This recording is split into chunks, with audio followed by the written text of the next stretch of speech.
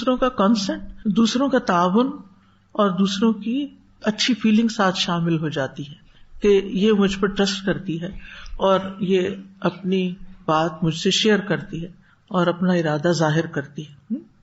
اور اس ارادے کے ظاہر کرنے میں کوئی نقصان ہے؟ کوئی نقصان نہیں ہے.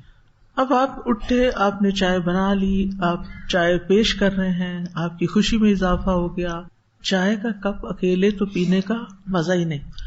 ایک اور صورت یہ ہو سکتی ہے کہ جب آپ جانے لگے تو خود کہیں کون کون چائے پیے گا، میں چائے پینے جا رہی ہوں.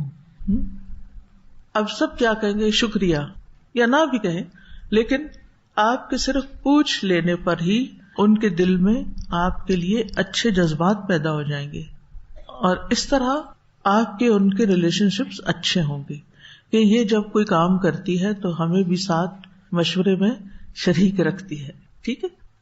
تو یہاں پر آپ دیکھیں اب قابیل نے کیا کیا، اس کا ارادہ برا تھا، اس نے غصے میں اپنا ارادہ ظاہر کیا.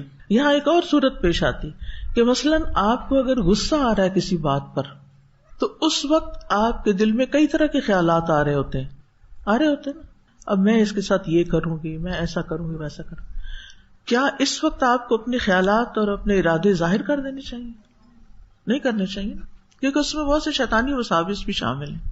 اور بعض اوقات انسان ایک بات کہتا ہے جو کہ اس کا پکا ارادہ نہیں ہوتا، لیکن کہہ کے وہ پکا ہو جاتا ہے. تو آپ کہتے ہیں اب تو میں نے کر کے ہی چھوڑنا ہے کیونکہ میں کہہ بیٹھا ہوں. یہ جملہ سنتے ہیں نا، میں کہہ بیٹھا ہوں، میں نے کہہ دیا نا، اب میں کر کے دکھاؤں گا. تو بعض اوقات جب کسی کی طرف سے ہمیں کوئی تکلیف پہنچتی ہے، غصہ آتا ہے، تو ہمارے دل میں ضرور کچھ خیالات آتے ہیں، کوئی تکلیف آتی ہے، اس تکلیف کی بنا پر بعض اوقات ہم انتقام لینا چاہتے ہیں، بعض اوقات ہم صبر کے ساتھ معاف کرنا چاہتے ہیں. تو اگر برے برے خیالات دل میں آ رہے ہوں تو اپنے ان خیالات کو کیا کرنا چاہیے؟ خاموشی اختیار کرنی چاہیے. کیونکہ اگر آپ اظہار کرنا شروع کر دیں گے تو پھر کیا ہوگا؟ پھر آپ کو پروو کرنا پڑے گا، اور غلط ارادوں کو پروو کرنے کے لیے بعض اوقات آپ کو پھر مجبوراً گناہ کرنا پڑتا ہے کہ اب اگر میں نے نہ کیا تو لوگ مجھے جھوٹا کہیں گے.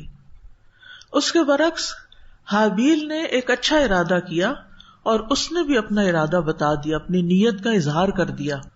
تو نیت کا بعض اوقات اظہار کرنے سے آپ کے اندر ویسی ہی پختگی آ جاتی ہے. پھر یعنی جو بات ہم سوچ رہے ہوتے ہیں جب ہم بول دیتے ہیں اور وہ ایک اچھی بات ہوتی ہے تو اس سے پھر کیا ہوتا ہے کہ آپ کے اندر ایک پختگی آتی ہے.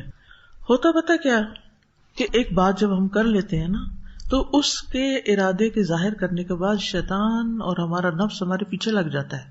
اچھا اس کو پتہ چل جاتا ہے نا کہ ہم نے ایک نیکی کا ارادہ کیا، اب وہ آ جاتا ہے وسوسے ڈالنے، اب وہ آ جاتا ہے نیت خراب کرنے، اب وہ آ جاتا ہے ارادہ کمزور کرنے، اور یوں پھر آپ سست پڑنے لگتے ہیں، پیچھے ہٹنے لگتے ہیں، اپنے اس کام کے نہ کرنے کی جسٹیفیکیشن تلاش کرنے لگتے ہیں.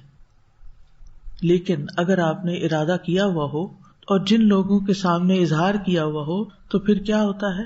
اگر ہمارے اندر کوئی ڈاما ڈول سچویشن آ بھی رہی ہے تو وہ کیا کرتے؟ وہ ہمیں تھامتے ہیں.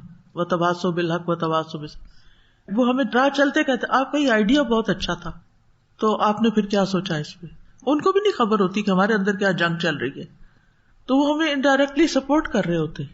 اور دوسرا پھر آپ بھی سوچتے کہ میں نے ایک اچھے بھلے کام کا ارادہ کیا تو پھر یہ مجھے پیچھے تو نہیں ہٹنا چاہیے، مجھے کر لینا چاہیے، اللہ مدد کرے گا. تو اس لیے یہ فن بھی سیکھنے کی ضرورت ہے کہ ارادوں کا اظہار کس وقت کیا جائے اور کس وقت نہ کیا جائے. منفی ارادوں کا اظہار نہ کیا جائے، مثبت ارادوں کا اظہار